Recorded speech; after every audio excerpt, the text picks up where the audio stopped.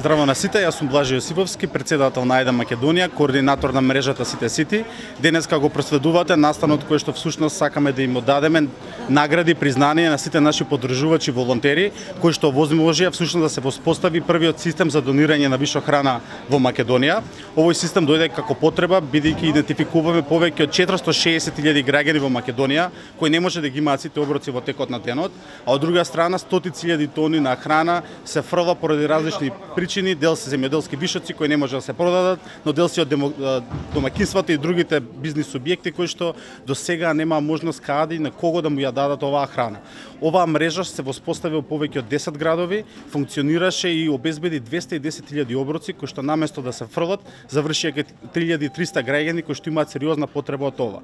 Но ова е на дневна основа и многу сме среќни што ете успеавме ова што ни беше сон да го направиме, ете да го имаме денеска, бидејќи во Македонија имаме сериозни потреби пред се да ги задоволиме најпогодените групи на граѓани, тоа се во Македонија бездомните лица и лицата со посебни потреби и секако страшната бројка дека имаме 30% на детска сиромаштија. Затоа ние како мрежа Сите Сити се фокусиравме на центрите за што работат со деца, да им возможиме најосновната работа, тоа е храната, за да можат сите овие деца понатаму да можат ефективно да ја сведат наставата, всушност што ќе им помогне да излезат од сиромаштијата. Каде најмногу останува храна?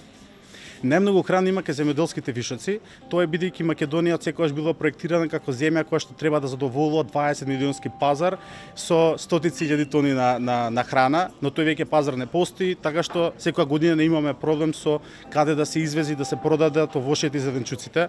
Само од јаболкото имавме 50.000 тони проблематични, во моментов има 30.000 тони јаболка кои што се проблематични, а замислете имаме такви едно десетина сорти кои што се секоја година проблематични, но дефинитивно рестораните, домаќинствата, производителите други на храна, дистрибутерите, супермаркетите, сите имаат тони храна кои што до сега немаа како да ја донираат, така што сме многу среќни што 15 здруженија од Скопје, но уште 15 од цела Македонија се вклучија во оваа мрежа и всушност на многу ефикасен и ефективен начин се помага на граѓаните. Како ќе биде динамиката на акцијата? Мислам, еднокласна, со континуитет, со Системот има директна и индиректна поддршка која што ја дава. Директната е постојано, има 6 дена во неделата поддршка со презевање на пецива, овошји и зеленчуци кои што се дистрибуираат до корисниците.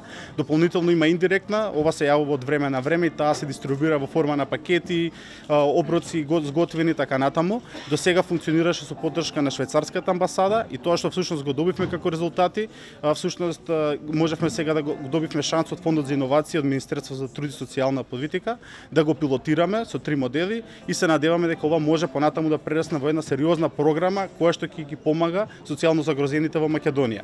И се надеваме, ете, денес има и најави дека до крајот на јуни ние сме вклучени во работната група, ќе се донесе закон за донирање на вишо храна, кој што заедно со стратегијата за превенција на фрлање на отпад од храна и вишоци на храна, која што се работи со поддршка на Министерството за земјоделие, ќе даде една сеопфатна рамка на сите овие активности кои што ги имаме.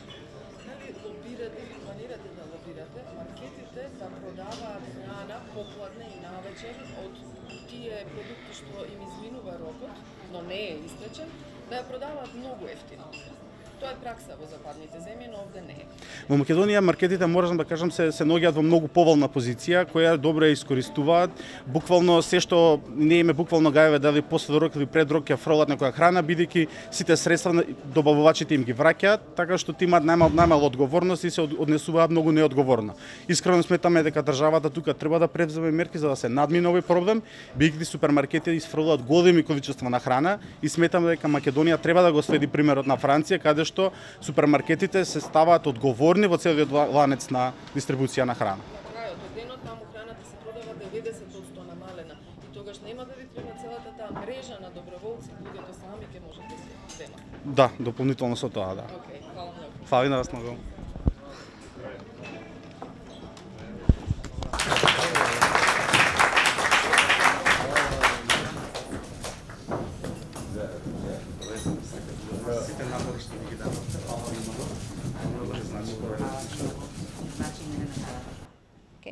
Добар ден на сите. Ми е навистина драго што гледам убави луѓе на овој настан, луѓе кои што со години се борат да направиме една подобра Македонија. Македонија која што се грижи и за гладните, но која што се грижи да имаме подобро утре. Сите ние заедно во оваа наша држава. Мислам дека пред 2 години сите заедно се изненадивме кога Ајде Македонија констатираше колку храна фрламе, колку луѓе се гладни, колку деца се гладни. Не дека не ги знаевме бројките, но кога сето тоа ќе се срочи во една убава приказна, заеднички ни укажува дека сме неодговорни.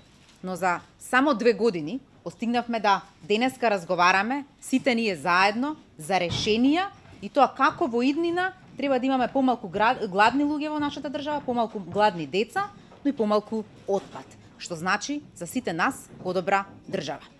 Ова немаше да биде реалност ако не беше и ово и фондот за иновации, затоа што навистина целата таа приказна која што се одвиваше во јавноста, тој некако ја размисли, обмисли и дојде со понуда во Министерството за труд и социјална политика и рече имаме една идеја која што можеме да ја работиме преку фондот.